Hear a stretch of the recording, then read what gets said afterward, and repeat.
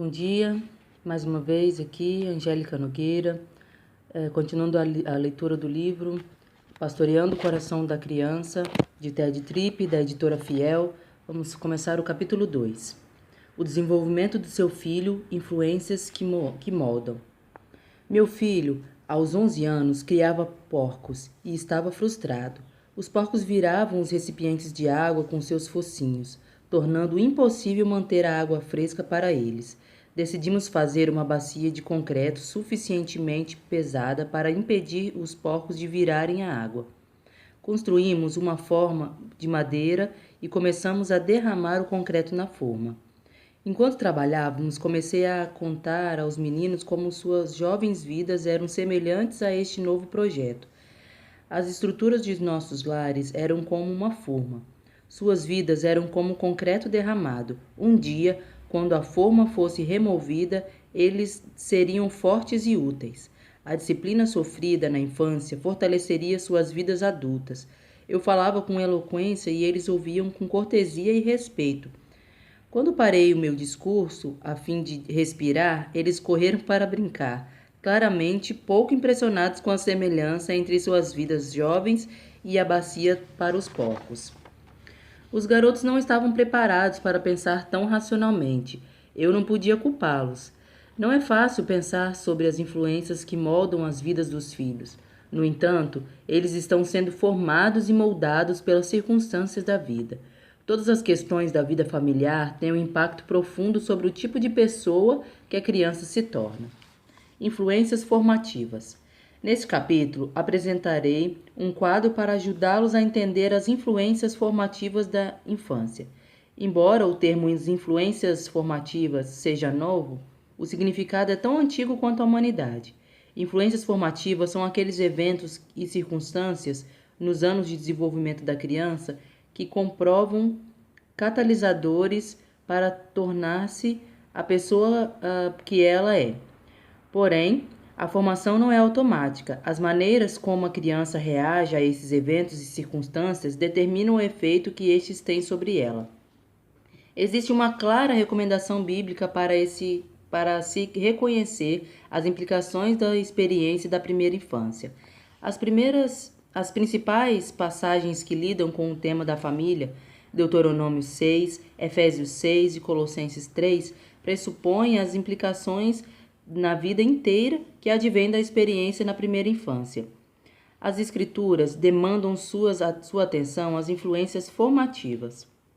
A pessoa que seu filho se torna é um produto de duas coisas. A primeira é sua experiência de vida. A segunda é como ela interage com sua experiência. O primeiro quadro lida com as influências formativas da vida. No próximo capítulo, apresentarei o quadro tratando a respeito da criança aquelas influências formativas. Ela não apenas recebe a ação das circunstâncias da vida, ela reage. Responde de acordo com as orientações em direção a Deus que existem em seu coração. Entender esses quadros o ajudará a reconhecer onde seus filhos necessitam de estrutura e de pastoreio. As setas no diagrama abaixo representam essas influências formativas. Essas influências, tanto dentro como fora do controle dos pais, chegam até a criança e afetam poderosamente sua vida. Estrutura da vida familiar. Uma dessas setas representa a estrutura da família. É um tradicional núcleo familiar. E quantas gerações de pais a criança está exposta? É uma família de 2 ou 3 gerações? Ambos pais e mães estão vivos e exercem suas funções como pais dentro do lar? Como são estruturados os papéis dos pais? Existem outras crianças ou a vida familiar é organizada em torno de uma criança somente? Qual a ordem de nascimento das crianças? Qual o relacionamento entre as crianças? Qual a proximidade ou distância entre elas em termos de idade, habilidade, interesse ou personalidade? Como a personalidade da criança se mescla com as dos outros membros da família? Sally e seu marido vieram à procura de aconselhamento. Eram recém-casados e enfrentavam ajustamentos difíceis. Um dos mais difíceis problemas para Sally era que seu marido não organizava sua vida em torno dela. Ela era filha única, embora seus pais não a tivessem mimado nem esbanjado bens materiais para com ela, fizeram de seus desejos e necessidades uma prioridade. Agora, ela não se sentia amada, visto que seu marido não estruturava sua vida ao redor de seus desejos. A vida familiar de Sally, quando criança, havia moldado profundamente suas necessidades e expectativas a respeito de seu marido. Valores familiares. Outra seta denota valores familiares, o que é importante para os pais. O que motiva um debate é o que passa sem ser notado. Pessoas são mais importantes do que coisas? Os pais ficam mais preocupados por causa do furo da calça do uniforme escolar ou por causa de uma briga entre colegas? Que filosofias e ideias a criança ouviu? Os filhos devem ser vistos e não ouvidos no lar? Quais as regras faladas e não faladas da vida familiar?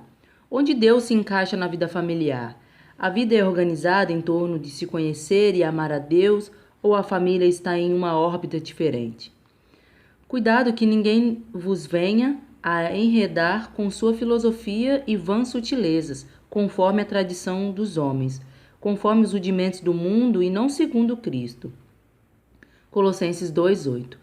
A pergunta que você precisa fazer é esta: os valores de seu lar são baseados na tradição humana e nos princípios básicos deste mundo ou em Cristo? Perguntei recentemente a um garotinho de 10 anos sobre o que poderia causar-lhe mais problema: quebrar um vaso caro ou desobedecer a uma ordem específica de seus pais. Sem hesitação, ele disse que seria muito pior se quebrasse um vaso. Este garoto aprendeu os valores do lar. Nele percebeu um valor não pronunciado, o qual diz que os vasos caros causam muito mais preocupação para seus pais do que garotos desobedientes. Tais valores baseiam-se em filosofias superficiais e enganosas. Existem outros aspectos dos valores familiares. Quais são os limites dentro da família? Onde os segredos são guardados e onde são revelados? Os relacionamentos com os vizinhos são instintivamente abertos ou restritos? Qual a estrutura das muralhas em torno da família? Onde estas muralhas podem ser penetradas? Algumas famílias nunca revelariam seus problemas a seus parentes, mas livremente os compartilhariam com o vizinho. Outros chamariam um irmão para ajudar, mas nunca um vizinho que está próximo. Ver Provérbios 27:10. Algumas crianças crescem sem saber qual é o salário do papai, enquanto outras sabem o saldo bancário dele diariamente. Alguns pais não revelam segredo aos seus filhos. Alguns filhos compartilham segredos, mas não com os seus pais. Às vezes, mãe e filhos não revelam segredos ao pai. Às vezes, pais e filhos não revelam segredos à mãe. Toda família estabelece limites familiares. Pode não ser falados nem refletidos, mas existem. Papéis familiares. Dentro da estrutura familiar, há papéis que cada membro da família desempenha. Alguns pais estão envolvidos em cada aspecto da vida familiar. Outros pais estão ocupados e distantes das atividades da família. Coisas sutis, tais como quem paga a conta ou quem agenda os compromissos da família, dizem muito sobre os papéis familiares. Os filhos têm papéis dentro da família também. Conheço um lar em que os filhos são obrigados a colocar as meias e os sapatos no pai, porque ele é obeso e acha desconfortável ter que calçá-los. Como esse pai é cruel e áspero de modo como requer esse serviço, os filhos estão sendo moldados fortemente sobre o seu lugar na vida familiar. Resolução de conflito familiar. Qualquer pessoa que faz aconselhamento conjugal pode testemunhar do poder da influência familiar no modo como os problemas são resolvidos. A família sabe conversar sobre os problemas? Eles resolvem os problemas ou simplesmente se afastam? Os problemas são resolvidos através dos princípios bíblicos ou por autoritarismo? Os membros da família usam sinais não verbais, como, por exemplo, um buquê de rosas para resolver conflitos? Provérbios 2, 15 e 16 diz: o caminho do insensato aos seus próprios olhos parece reto, mas o sábio dá ouvidos aos conselhos. A ira do insensato no instante se conhece, mas o prudente oculta a afronta. A criança aprende a ser um tolo ou um sábio através da influência formativa do lar. Sammy ficava com raiva e corria para fora da sala do jardim de infância quando não gostava do que estava acontecendo. O professor chamou seus pais para uma reunião. O pai de Sammy ficou frustrado com a reunião e saiu rapidamente da sala. O professor ganhou uma melhor compreensão do motivo pelo qual Sammy se comportava daquele jeito. Como a família reage ao fracasso? Outro ponto que se relaciona ao desenvolvimento da família, da criança, é como os pais lidam com os fracassos de seus filhos. A influência é cheia de desajeitadas tentativas de esforços fracassados. As crianças são imaturas e, ao aprenderem a dominar habilidades de um mundo sofisticado, inevitavelmente cometem erros. A questão importante para os nossos objetivos é como são tratados esses fracassos. Essas crianças são levadas a se sentirem tolas? Zomba-se delas por causa de seus fracassos? A família diverte-se às custas dos membros da família? Alguns pais demonstram uma habilidade maravilhosa ao verem tentativas fracassadas como esforços louváveis. Esses sempre encorajam e são adeptos da neutralização dos efeitos do fiasco. Toda criança aprendido o elogio confiável ou a crítica negativa ou ainda a mistura dessas duas coisas. Isso será uma poderosa influência formativa em sua vida. História familiar. A outra questão, cada família tem sua própria história. Alguns membros da família estão nascendo enquanto outros estão morrendo. Há casamentos e divórcios, as famílias experimentam habilidades ou instabilidade social. Há dinheiro suficiente ou não há. Alguns gozam de boa saúde, enquanto outros precisam estruturar suas vidas em torno das enfermidades. Algumas famílias têm raízes profundas na vizinhança, enquanto outras são continuamente desarraigadas. Recentemente, gastei um tempo para ajudar uma mulher a repassar os eventos de sua infância. Parte de nossa conversa foi assim: quantas vezes você mudou de residência na infância? Muitas vezes. 5 ou 10? Oh, não, muito mais do que isso. Mais do que 20? Então ela parou por alguns minutos pensando e calculando. Muito mais do que 20. Mais tarde, contou-me que ela e sua irmã contaram 46 mudanças entre os 18 anos. Para ser exato, a história da família afetou profundamente os valores e perspectiva daquela mulher. Essa breve lista é apenas sugestiva das circunstâncias que têm impacto sobre as nossas vidas. Os efeitos dessas coisas sobre nós são inegáveis. Erros na compreensão das influências formativas. Há 2 erros que ocorrem em relação às influências formativas da vida. O primeiro deles é ver tais influências de modo determinista. É o erro de presumir-se que a criança é vítima em defesa das circunstâncias em que nasceu. E o segundo erro é a negação, ou seja, dizer que a criança não é afetada por sua experiência de infância. Passagens como Provérbios 29 e 21 ilustram a importância da experiência da infância.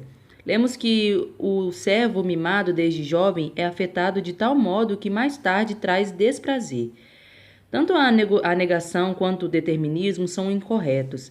É necessário entender biblicamente essas influências formativas. Essa compreensão nos ajudará em sua tarefa como pais. Comete-se um grave erro ao se concluir que a criação de filhos nada mais é do que prover as melhores influências formativas para eles. Muitos pais cristãos adotam o determinismo cristão. Eles concluem: se pudermos protegê-lo e abrigá-lo suficientemente bem, se pudermos ser sempre positivos com ele e se o enviarmos à escola cristã, se o educarmos em casa, se pudermos prover a melhor experiência da infância possível, então o nosso filho será uma ótima pessoa. Estes pais têm a certeza de que um ambiente adequado produzirá uma criança adequada. Agem quase como se a criança fosse inerte. Esse tipo de postura é simplesmente determinismo com roupagem cristã. Tenho um amigo que é oleiro. Ele me disse que só pode criar o tipo de vaso que o barro com o qual trabalha lhe permite criar. O barro não é meramente passivo em suas mãos. O barro reage a seu toque. Um tipo de barro é elástico e flexível, outro é quebradiço, duro de se trabalhar. Sua observação fornece uma boa analogia. Você precisa preocupar-se em prover as influências formativas mais instáveis, mas nunca deve supor que está apenas moldando o barro passivo.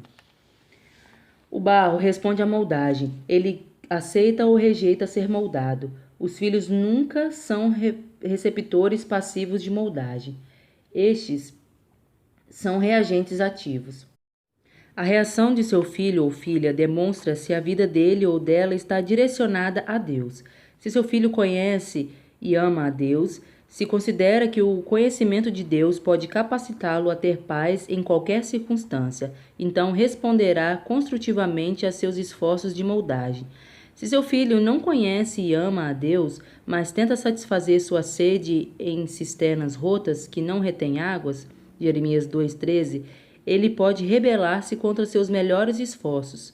Você precisa fazer tudo o que Deus lhe chamou a fazer, mas o resultado é mais complexo do que somente saber se fez as coisas certas e do modo certo. Seus filhos são responsáveis pelo modo como reagem à sua criação. O determinismo faz os pais concluírem que as boas influências formativas automaticamente produzirão bons filhos. Este conceito frequentemente produz fruto amargo mais tarde na vida. Os filhos que têm um adolescente ou jovem indomável e problemático concluem que a causa foi as influências formativas que lhes proporcionaram. Acham que se tivessem um lar um pouco mais estruturado, tudo teria saído bem. Esquecem-se de que a criança nunca é determinada exclusivamente pelas influências formativas da vida. Lembre-se, Provérbios 4:23 instrui que o coração é a fonte de onde emana a vida. O coração de seu filho determina como ele reage e a maneira de criá-lo. O senhor e a senhora Everett tinham um rebelde filho de 15 anos. Eles admitiam ter cometido muitos erros na criação do filho.